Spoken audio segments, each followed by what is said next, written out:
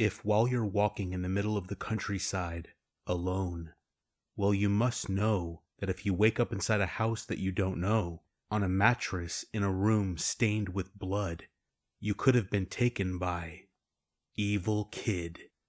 Yes, the character we are going to discover today is different from the others. What characterizes him is the fact of being a child.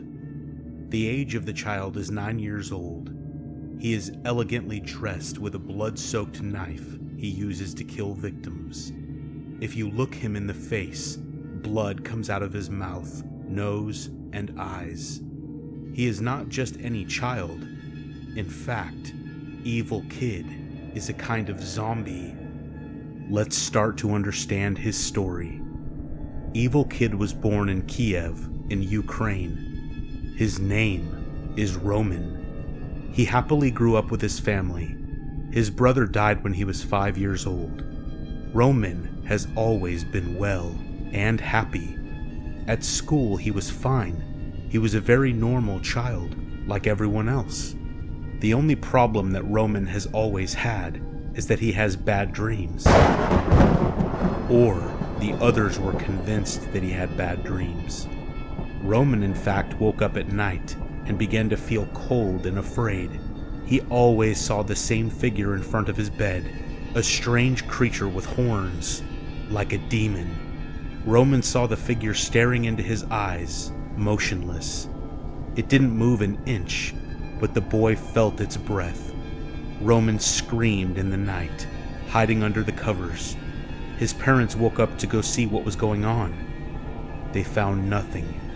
At this point, his parents told him that it was just a bad dream and that he could feel comfortable and go back to sleep. But Roman was always afraid. He knew that as soon as his parents had left his room, turning off the light, the monster would reappear. And in fact, it happened very often. The shadow with the horns reappeared, staring at him all night. After some time, the parents decided to take their son to a psychologist, but it didn't work. Roman always saw the same figure at night. Once, his father decided to stay in the child's room to see what would happen, but Roman saw nothing. He only saw the shadow when he was alone. So for a long time he slept with his parents, and fortunately, he got better, even when he went back to sleep alone. For years he never saw that strange figure again. Shortly thereafter, his parents decided to move to the countryside. Roman was happy. He could start a new life, new friends, but he still didn't know what would happen to him. The house was large and in the middle of nowhere, isolated. There was a crazy panorama, very beautiful to look at. In front of the house there was a forest, black, dark, and dense. His parents had told Roman to be careful when going into the woods. He could get lost. Roman had always been a very curious child. He wanted to go in the woods. One afternoon, while his dad was cutting wood in the garden and his mom was down in the village shopping, Roman, without saying anything to his father, decided to go into the woods alone. He was sure that he wouldn't get lost. He brought a torch with him. The forest, even if it was sunny outside, was dark. Roman walked slowly, entering the woods. A strong smell hit him instantly. It was strange. It was a little cold inside, but it was splendid. It was an almost enchanted forest. Above him he saw birds singing. He was surrounded by tall green plants. He was overjoyed. He began to play with the leaves, to run, dodging the trees, jumping the branches, when he suddenly fell into a deep hole. It was a trap. The flashlight he carried with him had been lost during the fall. He could only see the light at the top of the hole where he was. Crying, he started calling for help, calling for his dad. Roman stayed in the hole for hours waiting for his parents. In reality, the boy had gone into the woods, getting lost, and his cries did not reach the house. Darkness was beginning to fall, and Roman was cold. He didn't know what to do. He was just in the middle of the woods, inside a hole. After a time that seemed infinite, Roman raised his head upwards. He saw almost nothing, but he saw figures, black, and one reminded him of what he saw as a child in dreams. Roman began to pant from fear. Now that he looked better, he saw the shadow that had tormented him for years, with horns. The figure was motionless, looking inside the hole. Roman could see his eyes, sparkling, staring at him. After minutes of staring at him, Roman felt something under him. He tried to look, but nothing was visible. When he looked up again, the shadow with the horns was gone. Suddenly he heard a series of noises, as if someone was digging, something that moved slowly. The darkness did not allow him to see very well, but then Roman saw men approaching him with a large chest. Roman was petrified with fear. He could not move. Those men suddenly turned the chest upside down. It was full of dirt.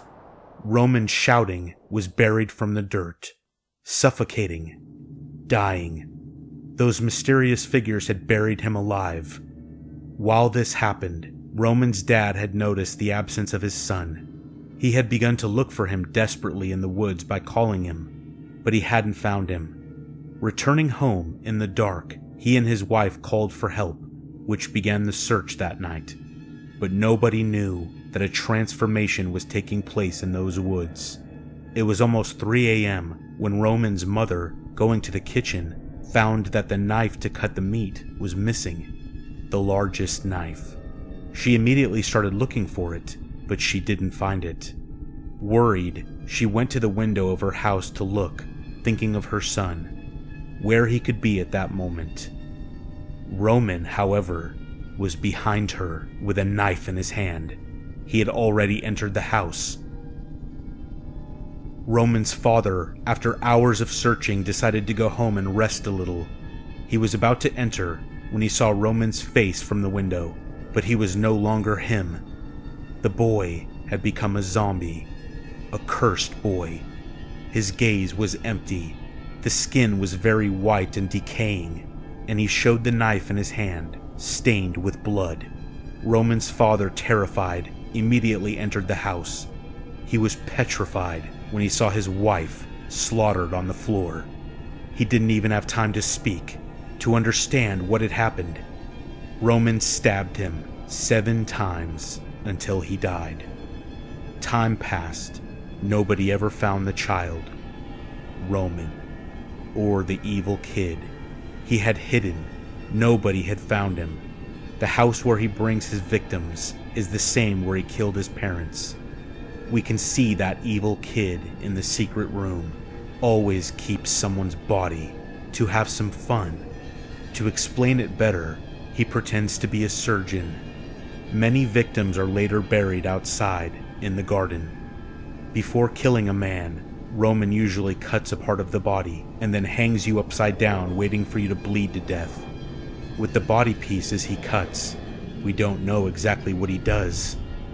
Maybe he eats them.